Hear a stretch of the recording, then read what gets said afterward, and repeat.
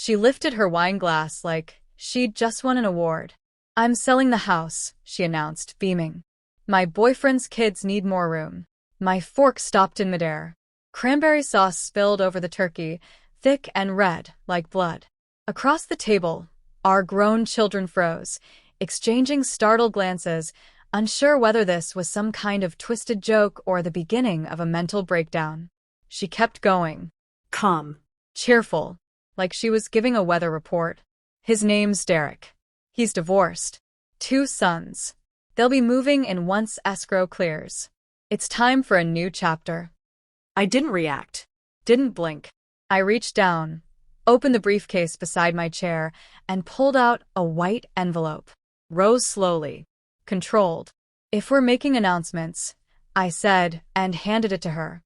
She looked puzzled for a second before ripping it open, that same careless confidence she showed when she wiped our anniversary reminders from the shared calendar.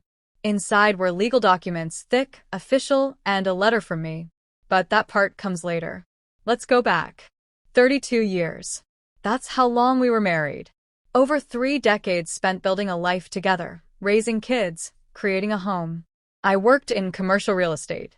The kind of job that consumes your days with contracts and spreadsheets and spits you back out just in time for dinner. Usually. She stayed home in the early years, took care of the kids, kept the house running, led the PDA, played the perfect suburban mom while quietly judging every other woman in the room. Then she got her real estate license.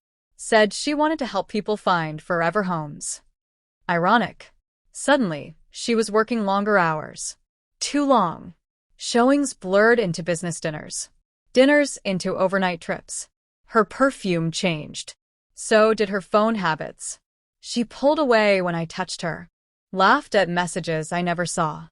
The clues stacked up. One morning, I brought her coffee. Her phone lit up. "Derek can't stop thinking about last night." I watched the screen until it went dark. Then turned around and walked out like I hadn't seen it at all. See, anger makes people reckless. But silence? Silence sharpens your focus. I didn't ask who he was. Didn't scream. I just started watching. She thought I was distant. Unaware. Good. That gave me time. I met with my lawyer the next day. The house? Mine before the marriage. She'd had her name added later, but it was easy to reverse with the right documents and a skilled attorney. I began moving money legally, gradually, into a private trust in my name. The retirement? That would be split, yes, but my equity at work had been converted into a deferred payout. She wouldn't see a dime. The prenup had a clause about infidelity. She forgot. I didn't. So I waited.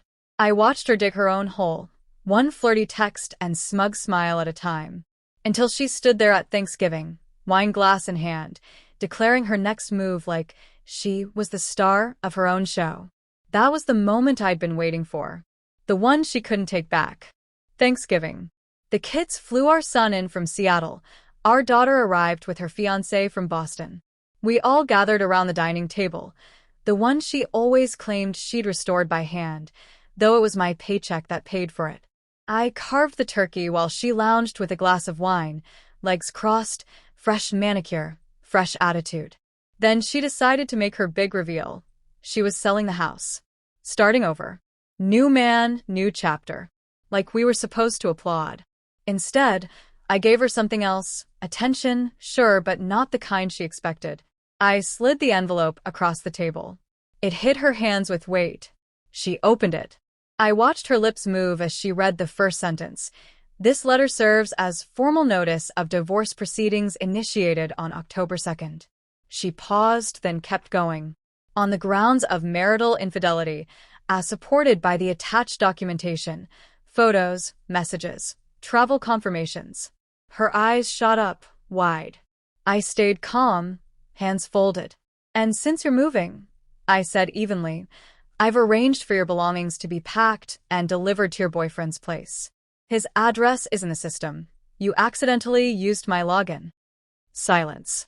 Our son leaned back like someone had knocked the breath out of him. Our daughter muttered, "What the hell?" Her face went red, then pale, then something in between. "You went through my phone," she spat. "You left it unlocked," I replied. I just read what you wanted someone to see. The kids didn't come to her defense. Not anymore. They'd seen the pattern, felt the tension, remembered the birthdays she skipped and the sharpness in her voice that grew with each year. I sat back down, picked up my fork. Cold turkey's not so bad. Over the next few weeks, her world unraveled. Derek, it turned out, wasn't in it for love. He thought he was getting property money. Once he learned the house wasn't hers to sell and there was nothing coming his way, he disappeared. The kids stayed with me. I didn't talk badly about her. I didn't need to. Truth has a way of surfacing on its own. She moved into a small rental. No alimony, no share of the house. Just space and silence. I didn't cheer. I didn't brag. I just kept going. Same house. Same seat at the table. Only now, when I look across it, I don't see a lie. I see peace. The house is quieter now, but it's mine.